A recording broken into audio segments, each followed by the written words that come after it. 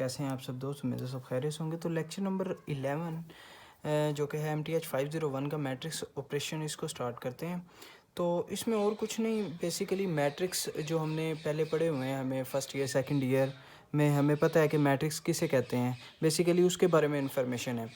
तो मैट्रिक्स क्या होता है? मैट्रिक्स वही ओवरव्यू है, तो क्विकली मैं इसको कवर करने की कोशिश करूँगा कि मैट्रिक्स यही होता है कि जिसको हम दो करली ब्रेसिस के दरमियान ऐसे लिख सकें कि उसकी जो है तमाम एंट्रीज़ ऐसे रिप्रेजेंट हों: A11, A12, A13, A21, A22, A23, A31, A32, A33। अब इसको देखें कि ये मैंने ए ही क्यों लिया है और ये मैंने 1 2 क्या लगाया। ये जो मैंने 1 2 लगाया है, ये बेसिकली ये रोज़ को रिप्रेजेंट कर रहा है और ये कॉलम्स को, कि ये हमारी रो है, ठीक है, रो 1। इसको हम, ये जो है ये रो है और इस तरह से ये कॉलम है। तो ये फर्स्ट कॉलम है, इसलिए ये देखें सेकंड रकम 1 1 1 1 1, और ये हमारे पास ये फर्स्ट रो है, तो इसलिए फर्स्ट जो वैल्यू है वो हमारे पास 1 1 चल रही है। तो इसको हम कहते हैं कॉलम, ठीक है। तो इसको रोज़ कहते हैं और इसको कॉलम कहते हैं। आगे चलते हैं। तो बेसिकली वही उसने बताने की कोशिश की है। नेक्स्ट उसने कहा है कि डायगोनल मैट्रिक क्या होता है। Diagonal matrix is a square matrix. Actually square matrix होता है। स्क्वायर मैट्रिक अब क्या होता है? स्क्वायर मैट्रिक होता है जिसकी नंबर ऑफ रोज़ बराबर हों नंबर ऑफ कॉलम के, ठीक है, जिसमें कॉलम और रोज़ की वैल्यू तादाद बराबर हो। जैसे ये देखें 1 2 3, 3 रोज़ हैं और 3 ही इसके अंदर कॉलम है, तो ये हमारे पास एक स्क्वायर मैट्रिक हो जाएगा। तो उसने कहा है diagonal matrix is a square matrix whose non diagonal entries are zero. अच्छा, ये जो वैल्यूज़ हैं हमारे पास, ये हमारे पास डायगोनल है, और नॉन डायगोनल मतलब इससे अपोजिट जो इसमें ना आ रही हूँ। तो ये वाली जितनी भी वैल्यूज़ हैं वो नॉन डायगोनल है, ये वाली भी जितनी वैल्यूज़ हैं वो नॉन डायगोनल है। इसमें अगर हम बात करें तो A11, A22, A33 ये हमारे पास जो हैं ये डायगोनल है, ये वाली सारी, और बाकी सारी हमारे पास A12, A13, A23, A21, A32, A31 ये सारी हमारे पास नॉन डायगोनल है। ये नॉन डायगोनल अगर सारी ज़ीरो हो और इसमें कोई वैल्यू हो तो वो हमारे पास डायगोनल मैट्रिक होगा, ठीक है। तो इसमें वही बात किया है, 1 1, A22, A33 are main diagonal, बाकी सारी एंट्री ज़ीरो हो जाएँ तो वो हमारे पास डायगोनल हो जाएगा। ये देखें एग्जाम्पल दी हुई है, ये डायगोनल जो है ये वैल्यू है, बाकी तमाम ज़ीरो हैं। तो इसी तरह ये देखें डायगोनल में कोई भी एक वैल्यू भी अगर हमारे पास नॉन ज़ीरो आ जाएगी तो वो डायगोनल ही कहलाएगा। जैसे ये 1 आ गया, ये 0 तो आ गया लेकिन आगे 16 आ गया, ठीक है। तो इसमें अगर हमारे पास ये सारी 1 1 1 हो जाए तो वो क्या हो जाएगा? आइडेंटिटी हो जाएगा। इसमें कंफ्यूज नहीं होना। नेक्स्ट आ जाएगा नल मैट्रिक्स। नल मैट्रिक्स का मतलब नल का मतलब होता है ज़ीरो, तो इसको ज़ीरो मैट्रिक भी कहते हैं। जिसकी तमाम वैल्यू ज़ीरो हों तो वो नल मैट्रिक होगा, ठीक है। इक्वल मैट्रिक्स उस वक्त इक्वल होगा जब उनकी एक तो साइज सेम हो। साइज से क्या मुराद है कि दो मैट्रिक हों, अगर उनको हमने इक्वल शो करना हो ए और बी का, इसके नंबर ऑफ रोज़ इसके बराबर हों नंबर ऑफ रोज़ के, इसके नंबर ऑफ कॉलम किसके बराबर हों? बी वाले के नंबर ऑफ कॉलम के, ठीक है। मोर ओवर इसकी वैल्यूज़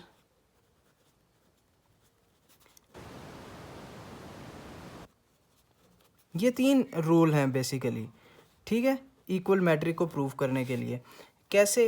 ये देखें हमारे पास दो मैट्रिक हैं, ए में A2 3 4, ये बराबर उस वक्त होगा जब हमारे पास यहाँ पे भी A2 3 4 होगा। अगर मैं एक और मैट्रिक ले लूँ कि जो मैं लिखूँ यहाँ पे B3 2 4, तो ये हमारे पास बराबर नहीं है। एक और शर्त होती है कि जिसमें मैं एक मैट्रिक ले लूँ जिसमें मैं लिखूँ A2 3 4 1 1। अब ये देखें ये भी बराबर नहीं है। क्यों बराबर नहीं है? क्योंकि इसके अंदर एक कॉलम ज़्यादा है। नंबर ऑफ़ कॉलम तो बराबर होने चाहिए थे, लेकिन एक कॉलम ज़्यादा है, इसलिए ये बराबर नहीं है। बुक में देखें वही एग्जांपल दिया है कि ए और बी बराबर है लेकिन सी बराबर नहीं है। और इसकी क्या वैल्यू आएगी बराबर होने के लिए? इसकी वैल्यू वही आएगी कि x प्लस 1 को हम इक्वेट कर लेंगे 5 के बराबर, और जब हम इसको सॉल्व करेंगे तो x आ जाएगा हमारे पास 4 के। x हम 4 लगाएंगे तो बराबर होगा, उसके अलावा कोई और वैल्यू हम लगाएंगे तो ये बराबर नहीं आएगा। चलें, उसके अलावा एक और चीज़ आपको बतानी थी, वो ये थी कि जब भी एडिशन कर रहे हों, एडिशन के वक्त भी ये तमाम चीज़ें मैटर करती हैं। मतलब ये वाली जितनी भी चीज़ें हैं इक्वल मैट्रिक की, वो मैटर करती हैं। यानी कि मैट्रिक इक्वल होगा तो उसकी एडिशन होगी, मैट्रिक इक्वल होगा तो उसकी सब्ट्रैक्शन होगी। और जो हम एडिशन करते हैं वो बेसिकली a प्लस बी, और जब हम सब्ट्रैक्शन करते हैं, सब्ट्रैक्शन के वक्त हमने क्या करना है, वो भी बेसिकली एडिशन ही है, लेकिन वो है a plus negative of b। मतलब पहले हमने जो भी हमारे पास सेकंड वैल्यू होगी, ये a माइनस बी बराबर है इसके, जो भी ये सेकंड वैल्यू होगी उसका हमने नेगेटिव फाइंड कर लेना है और फिर हमने उसको फर्स्ट में ऐड कर देना है। ये सब्ट्रैक्शन का है, यही जो है वो बेसिकली उसने बताया हुआ है हमें। बाकी स्केलर मल्टीप्लिकेशन तो सिंपल है कि हर वैल्यू के साथ हमने मल्टीप्लाई कर देना है, कोई भी स्केलर हो तो। उसके बाद ये चंद एक रूल्स हैं, ये एक थ्योरम है, बहुत इंपॉर्टेंट थ्योरम है। ये एमसीक्यूज़ के लिहाज से आपका बहुत इंपॉर्टेंट है कि let A B and C are the matrix of the same size. जब सेम साइज़ के होंगे, and let R and S are scalars हो जाएं, तो ये बेसिकली प्रॉपर्टीज़ हैं। कौन कौन सी प्रॉपर्टीज़ होल्ड करेंगी कि एडिशन कर लें, चाहे हम लेफ़्ट वाली एंट्री को राइट पे लिख लें या राइट वाले एंट्री को लेफ़्ट पे। A plus B is equal to B plus A. कोई भी हम स्केलर मल्टीप्लाई कर दें तो वो भी उसको फुलफ़िल करेगा। एग्जैक्टली हर एक को स्केलर को मल्टीप्लाई करने के बाद ऐड कर लें, उसके बराबर ही होगा। अगर हम सी एक कोई और वेक्टर ले लें, वेक्टर कह रहा हूँ मैं, कोई और हम मैट्रिक ले लें, उसको ऐड कर लें तो वो भी इसके बराबर होगा। तो इसी तरह कोई स्केलर को आपस में ऐड करने के बाद इससे मल्टीप्लाई कर लें या अलग अलग मल्टीप्लाई करने के बाद ऐड कर लें तो भी बराबर होगा।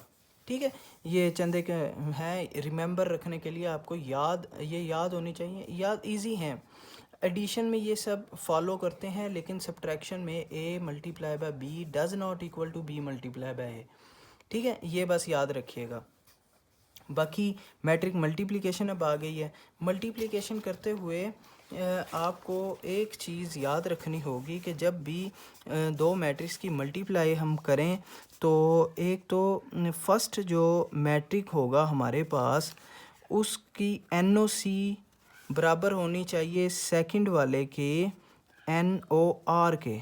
मतलब number of column must be equal to number of rows. ये NOC से याद रख लें आप, आपको बहुत आसानी रहेगी।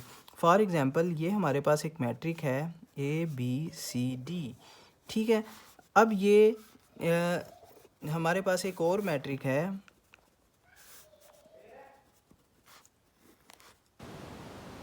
EF।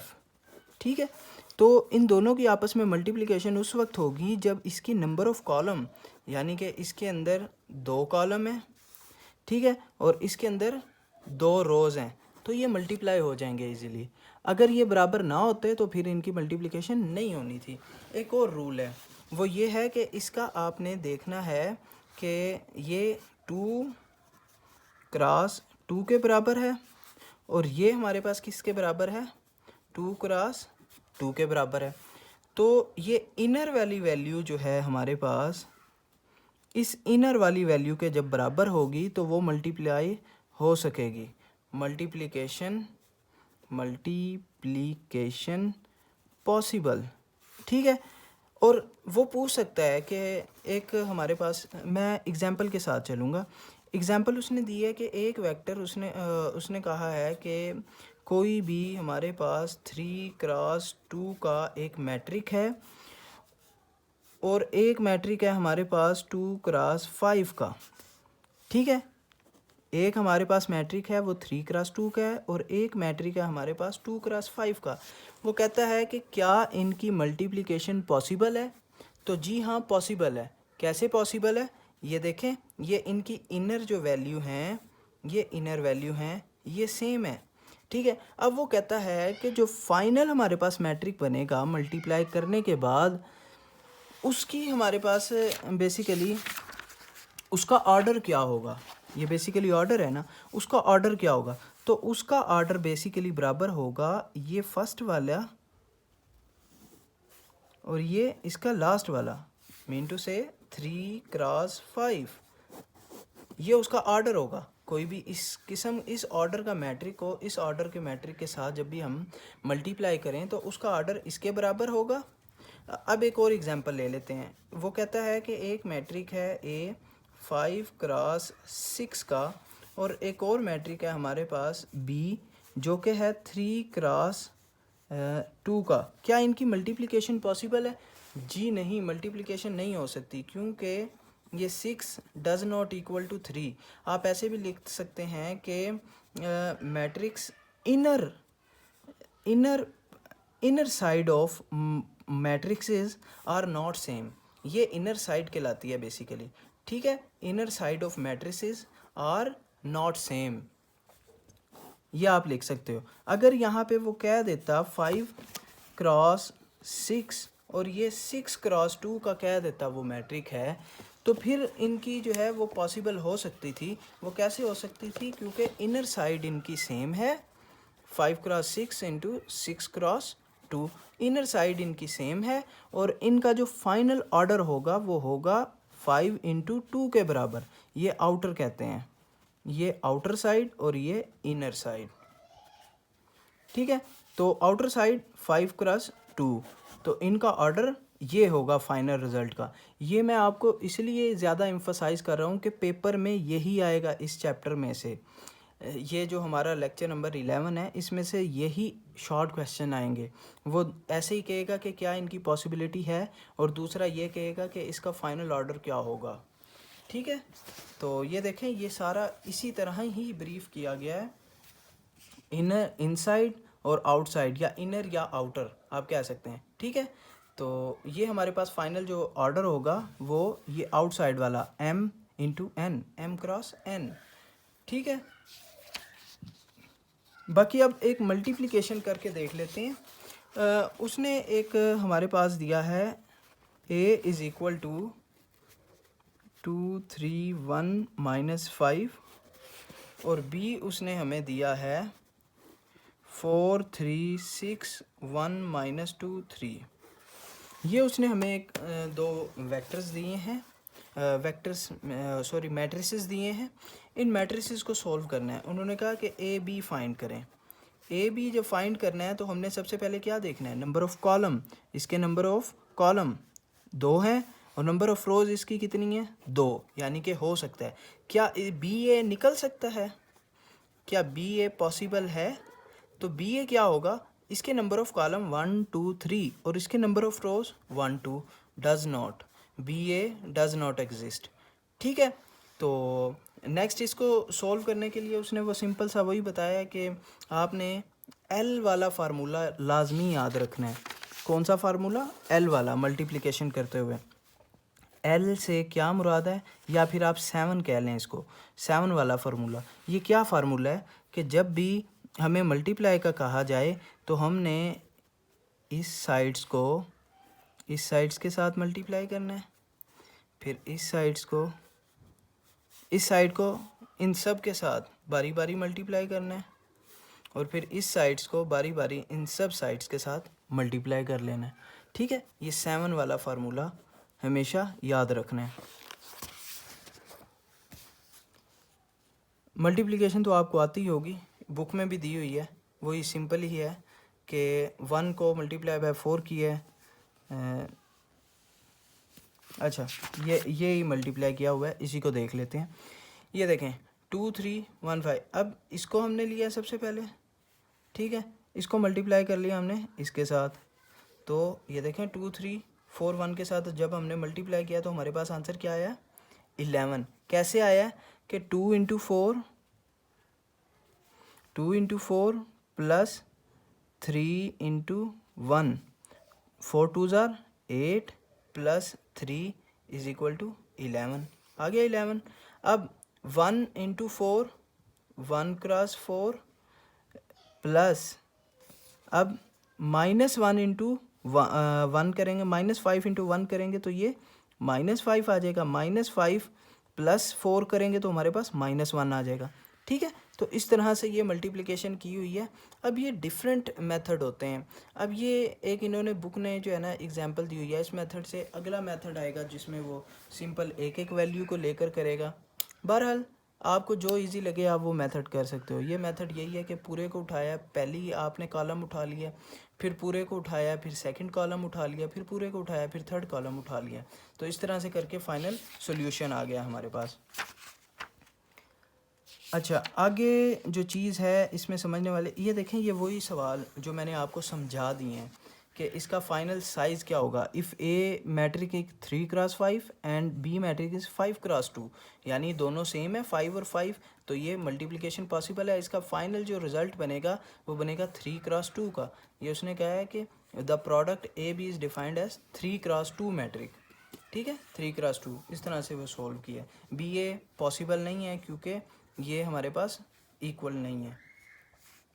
रो कॉलम रूल वही रूल है कि सिंपल एक हमने अगर कोई तीसरा वेक्टर या फिर हम कह लें कि एक हमारे पास कोई भी वैल्यू वेक्टर आ जाए, कोई भी एक कांस्टेंट आ जाए, उसको मल्टीप्लाई करें हम सेपरेटली तो भी वो उसके बराबर ही होगा। कैसे? a इंटू बी एक्स करें या ए बी इंटू एक्स करें तो वो दोनों वैल्यू सेम ही देगा। लेकिन अगर a b कर रहे हैं, अगर b a कर लें तो फिर वो बराबर नहीं होगा।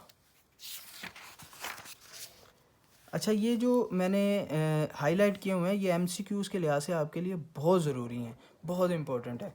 ठीक है, अब उसने जो नेक्स्ट एग्जांपल्स दी हुई हैं उसमें वो और कुछ नहीं, कान को कभी इधर से पकड़ रहा है, इधर से पकड़ रहा है, मल्टीप्लिकेशन।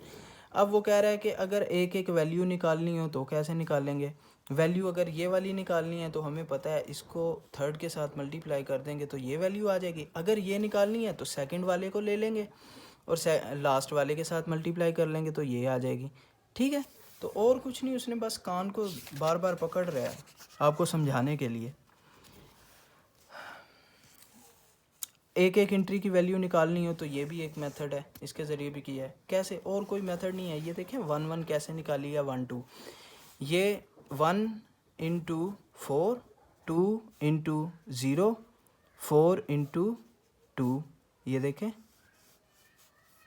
इस 1 बना दिया बस, और कुछ नहीं, बस आपको दोबारा रिपीट करवा रहा है वो। अब properties of matrix multiplication, multiplication के अंदर ये जो हमारे पास A B does not equal to B A है, उसके अलावा A into B C is equal to A B into C, associative law जो है मैट्रिक मल्टीप्लिकेशन के अंदर होल्ड करता है। उसके अलावा डिस्ट्रीब्यूटिव लॉ भी होल्ड करता है। उसके अलावा डिस्ट्रीब्यूटिव लॉ राइट वाली साइड पे भी और लेफ़्ट वाली साइड दोनों डिस्ट्रीब्यूटिव लॉ होल्ड करते हैं। स्केलर के साथ भी जो है स्केलर मल्टीप्लिकेशन भी होल्ड करती है, और आइडेंटिटी के साथ में मल्टीप्लाई कर लें तो वो होल्ड करेगा। नेक्स्ट हमारे पास power of a matrix. Power basically और कुछ नहीं, ये ट्रांसपोज निकालना है। ट्रांसपोज कैसे निकलता है ये मैं आपको बता देता हूँ कि कोई भी मैट्रिक हो A 2 3 4 5, इसके रोज़ को हमने कॉलम में कन्वर्ट कर देना है तो वो इसका ट्रांसपोज बन जाएगा। ए ट्रांसपोज किसके बराबर होगा? इसके रोज़ को 2 3 कॉलम में हम कन्वर्ट कर देंगे। ये रो थी, इसको हमने कॉलम बना दिया। ये रो थी, ये हमने कॉलम बना दिया 4 5। ठीक है, तो ये इसका ट्रांसपोज हो गया। ये देखें, ये रो थी, ये उसने कॉलम बना दिया 2 3 2 3 1 4 1 4 5 6 5 6। ठीक है, और कुछ भी नहीं किया। तो यही इसका बेसिकली ट्रांसपोज निकालना था। और ये हमें पता ही है कि anything power 0 is equal to 1, और अगर हम मैट्रिसेस में बात करें तो वो 1 किसके बराबर होता है? वो आइडेंटिटी के बराबर होता है, आइडेंटिटी कॉलम उसके मैट्रिक के, वो बराबर होता है 1001। ठीक है, A to the power 0 is equal to, A matrix है बेसिकली, मैट्रिक की पावर 0 लेंगे तो वो आइडेंटिटी मैट्रिक के बराबर आ जाएगा। ये एमसीक्यूज़ के लिहाज से आपके लिए बहुत इंपॉर्टेंट है, ये आप देख लीजिएगा। सो हमारा लेक्चर कंप्लीट हुआ, मिलते हैं नेक्स्ट लेक्चर में। अल्लाह हाफिज़।